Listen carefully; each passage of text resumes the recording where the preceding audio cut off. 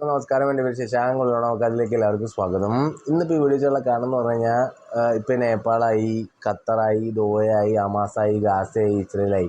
പക്ഷേ കുറച്ച് ആഴ്ചകൾക്ക് മുമ്പ് വരെ നമ്മൾ പണ്ട് ഈ പെട്രോൾ, ഡീസൽ, ഗ്യാസ് എന്ന് പറഞ്ഞ് കളിക്കണ പോലെ എല്ലാവരും വന്ന് കമൻറ്റുകളിൽ പലരുടെയും പോസ്റ്റ് ഞാൻ കണ്ടതാണ് കേട്ടോ.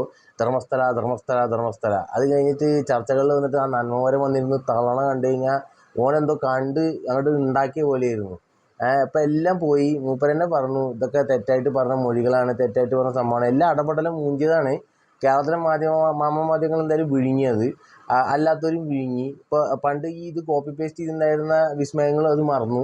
ഇനി അവർക്ക് മൂഞ്ചാളൊന്നും ഇല്ല ഇതിൽ. അപ്പോൾ ഇതിനെക്കുറിച്ച് എന്താണ് ഒന്നും പറയാത്തത്? ആരും ഒന്നും പറയുന്നില്ലല്ലോ.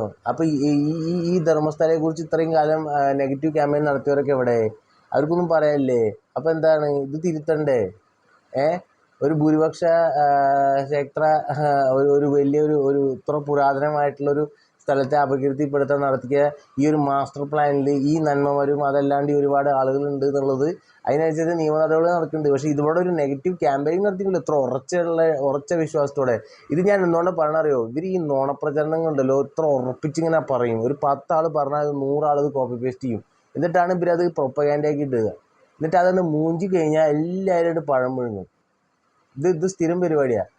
അപ്പോൾ ഈ ഒരു കാര്യം ഉണ്ടല്ലോ, ഞാൻ സത്യം പറഞ്ഞു നിഷ്പക്ഷമായ ഹിന്ദുക്കൾ, നിങ്ങൾ ആർക്ക് വോട്ട് ചെയ്യണം? നിങ്ങൾ ഇനി BJPക്ക് വോട്ട് ചെയ്താലും വേണ്ടില്ല, ഉണ്ടായാലും വേണ്ടില്ല. BJP ഇല്ലെങ്കിലും ഉണ്ടായാലും ഹിന്ദു സംസ്കാരം, ഹിന്ദു ധർമ്മങ്ങളും നിലനിൽക്കണം. മനസ്സിലാവുന്നുണ്ടോ? ഇനി അതെങ്കിലും ഒന്ന് മനസ്സിലാക്കുക. ഈ പൊട്ടന്മാർ അതിന് വേണ്ടിയിട്ട് ഇതൊക്കെ ചെയ്യണം. ഇത് ഇനിയെങ്കിലും മനസ്സിലാക്കുക. ഇവർ ഈ കള്ളത്തരം പറഞ്ഞ് ഈ ഓതി അത് സത്യാക്കില്ലേ ആ പരിപാടിയാണ്. ഇവരിൽ അങ്ങനത്തെ ഒരുപാട് വയറ്റുകുഴപ്പമുള്ളവർ. ഇവർ സ്വന്തം സമുദായത്തിൽ ഒന്നും ചെയ്യില്ല. അപ്പം ഇങ്ങനത്തെ ഒരു നെറ്റ്വർക്ക് ഉണ്ട്. എല്ലാവരും അങ്ങനെയാണെന്നല്ല. ഇനി ഉടനെ അടുത്ത് നജത്തേക്ക് കയറി വരണ്ട. അപ്പം എല്ലാവരും അങ്ങനെയാണെന്നല്ല. പക്ഷെ ഈ കാര്യം കോപ്പി പേസ്റ്റ് അടിച്ച പോലെ എല്ലാവരും പറയുന്നുണ്ടായിരുന്നല്ലോ. ഇപ്പം എവിടെ അത് തീർന്നില്ലേ?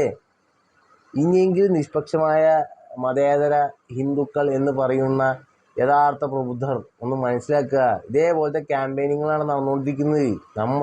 ഞാൻ അതാ പറയുന്നത്, ഈ സത്യം തിരിച്ചറിയാനുള്ള ബോധങ്ങളും വേണം. അതിനെ തുറന്ന് ചോദിക്കാനുള്ള ആർജവം വേണം. മാധ്യമങ്ങളോട് ചോദിക്കാനുള്ള ആർജവം വേണം. അവർ സെറ്റ് ചെയ്യുന്ന അജണ്ടയാണിത്. ഈ കാര്യം പിന്നെ ആരെങ്കിലും മിണ്ടിയോ? ഇവിടെ ആരെങ്കിലും സംസാരിച്ചതിനെ കുറിച്ച്? എന്നിട്ട് ആരെങ്കിലും ചോദിച്ചോ? നമ്മൾ ഉടനെ അടുത്ത് Qatar, Doha, Nepal, Gaza, Israel ഇതന്നെ പരിപാടി. അപ്പോൾ ഇതാണ് അവർ ഏറ്റവും മുതലാക്കുന്ന സംഭവം എന്ന് പറയുന്നത്. അപ്പോൾ ഈ നുണകളെ, പൊള്ളങ്ങളെ, ഈ നന്മമരങ്ങളെ നമ്മൾ തിരിച്ചറിയുക എന്ന് മാത്രം പറഞ്ഞുകൊണ്ട് നിർത്തുന്നു. നന്ദി, നമസ്കാരം.